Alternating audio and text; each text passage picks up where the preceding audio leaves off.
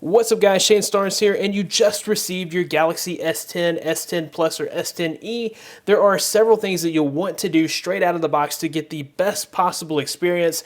These are the first 10 things that you should do on your Galaxy S10. Let's go ahead and get started. The very first thing you'll want to do with your Galaxy S10 when you take it out of the box is add some protection. This is a $1,000 investment. You want to make sure that you protect your investment. The case that I would recommend is a Plasma Series case by Urban Armor Gear. If you need drop protection, the Urban Armor Gear series offers military standard drop protection, and they're thin and light, so they're not going to bulk up your phone. The Galaxy S10 does come with a screen protector already installed, but it is a film screen protector, and if I'm going to use a screen protector, I prefer a glass screen protector. So if I were you, the first thing that I would do is go ahead and remove that pre-installed screen protector. Toss it over to the side and grab yourself a white stone dome. So the white stone dome screen protector is the only glass screen protector that's going to work with the ultrasonic fingerprint scanner in the Galaxy S10 and Galaxy S10 Plus. If you have an S10e like this phone, you don't have to worry about that because the fingerprint scanner is on the power button.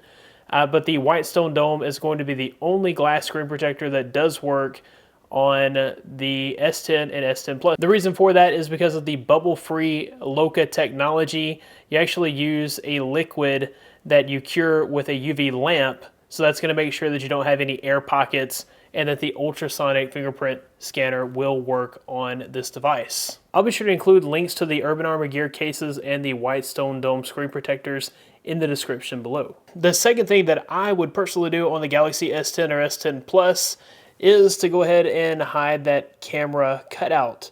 So the Galaxy S10 totally skips the notch design in favor of the camera cutout. Big shout outs to Matt Cab, who has put together tons of wallpapers for the Galaxy S10 and S10 Plus to essentially hide the camera cutout or to make it blend in with the wallpaper. So far, my favorite wallpaper that he's put out is the Baymax wallpaper.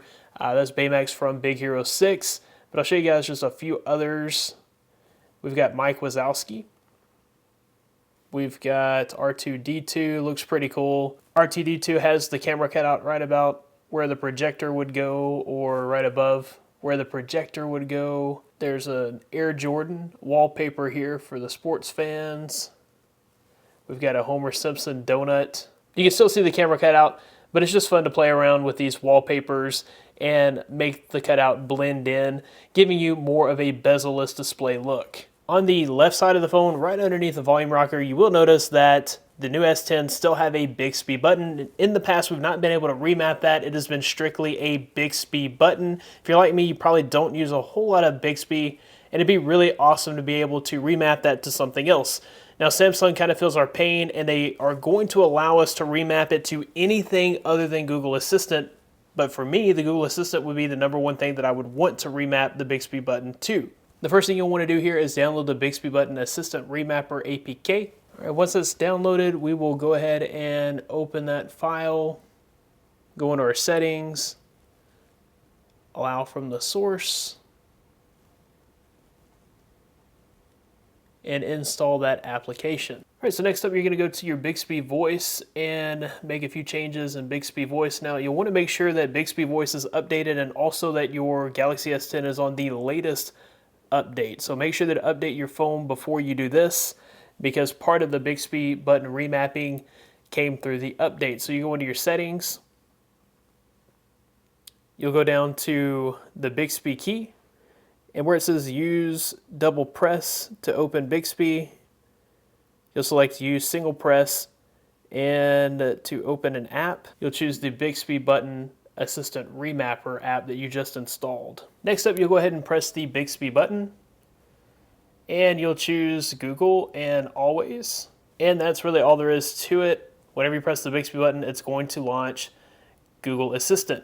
Next up, you want to go ahead and delete any and all bloatware, so anything that's extra that came with the phone that you didn't install that's taking up precious resources, RAM and storage, you'll want to go ahead and get those things deleted. Now, this is the international version, so there's not a ton of bloatware here. I know on the Verizon and AT&T versions especially, they're going to include a lot of carrier bloatware, so you would want to go ahead and get rid of those.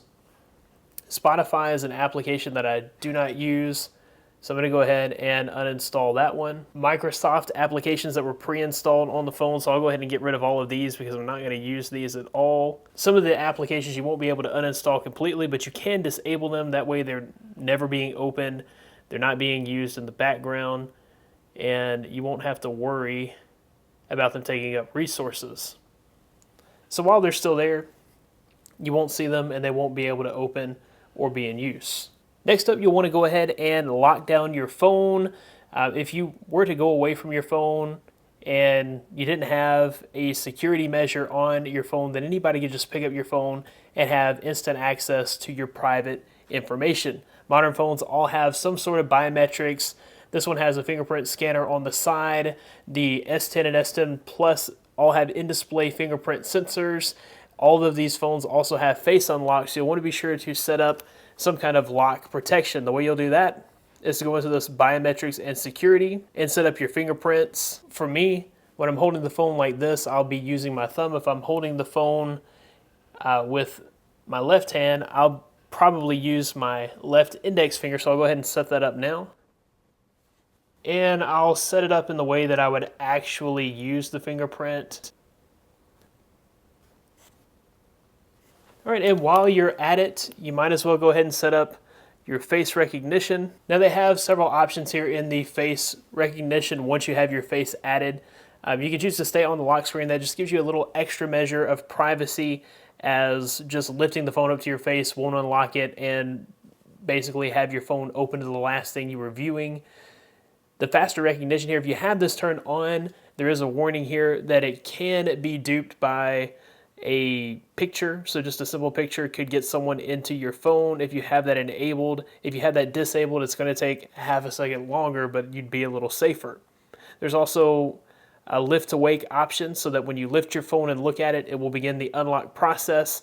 And the brighten screen, this is going to brighten your screen if you're in dark places or if you're in a room with the lights turned out. That way you can still unlock your phone with your face. Next up, you'll want to go ahead and customize your status bar. So if you swipe down, you'll see that you've got all kinds of quick setting toggles here. There's 6 up front. If you swipe down, you get all of the quick tiles.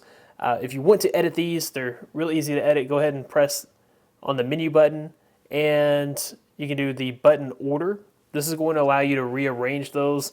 So I normally just put the top 6 quick tiles that I would actually use.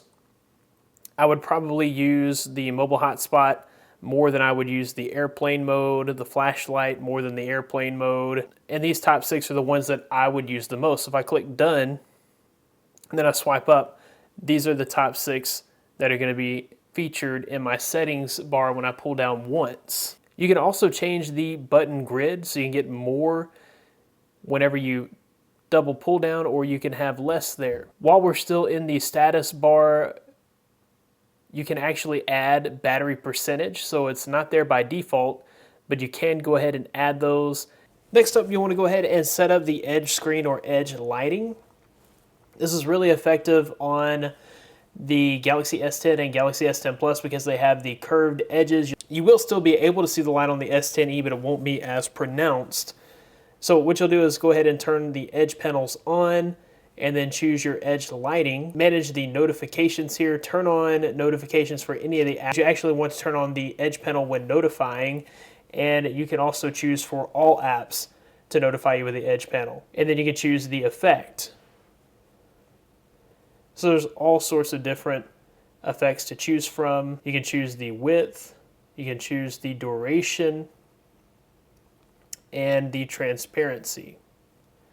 So the lower the transparency, the brighter the edge lighting gets.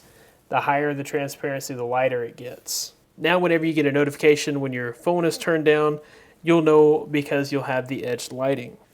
Next up is the nav bar settings. So you'll go into display and then navigation bar. So there's a couple of options here. You have traditional navigation bars or full screen gestures. And then you can also change the button orders. I've become pretty familiar with the stock Android layout, placing the back button to the far left and the recents button to the far right. If you go with full screen gestures, you're just going to swipe up to bring up the different buttons. So instead of having buttons, you're just going to swipe. So swiping up on the back button is going to take you back. Swiping up on the home button, of course, will take you home. And swiping up on the recents tab will bring up the recents tab. All right, so while you're in the display settings, you might as well go ahead and turn on the night mode. The night mode gives you that dark black theme. I prefer it over the white theme, and you would just toggle that to turn on the new dark theme from Android Pie on the Galaxy S10. If you go to night mode here, you can set a schedule. So if you prefer the white theme throughout the day and the dark theme only at night, you can set up a schedule so that that will turn on at a specific time, say 8 o'clock at night to 6 o'clock in the morning. I just prefer to keep it turned on all the time. Speaking of night mode, another thing that you may want to consider is turning on the Do Not Disturb. So we'll go back into our settings. You can search for Do Not Disturb. That's under the notification settings, and you can turn that on, or you can turn it on as a schedule. So if you do turn it on, you have the option to schedule that for each individual day. So if you know you work Monday through Friday, you can turn on Do Not Disturb, and then you can also set a schedule. So from 10 p.m. to 7 a.m., you're not going to get any notifications other than emergency notifications. So if you can set this up to where if someone calls you more than once, it will go through. You can set it up to where only your favorite contacts can get through. And you can set it up to where nobody can get through. So if you don't want to hear from anyone, you can set that up. Next up, you want to set up your always on display. This really takes away the need for a notification LED, as you can get important information like the time, the date, the weather. You have access to music. You have access to music navigation buttons. You have access to notifications as they arrive on your phone. You can see them from that always on display. So you can turn that on. It comes by default as tap to show, but if you'd like for it to truly be always on, you can make it show continuously, or you can set it up for scheduled time. So if you know you don't want it on while you're sleeping, you can turn this on and schedule those sleeping hours to where you won't have that bright always on display always on. All right, so if you go into the settings of the always on display, you have many different options for the clock style. You also have many different options for the colors on that always on display. All right, guys, so that wraps it up for this particular video. I hope you did enjoy the video. There's going to be a ton of coverage on the Galaxy S10 Plus and the Galaxy S10e. You'll want to be sure that you are subscribed to this channel and that you keep it locked in here. Also, while you're here, go ahead and hit that notification bell so that you'll be sure that you're notified when every new video does release. Thanks, guys, for watching. Be blessed. I'll see you in the next one.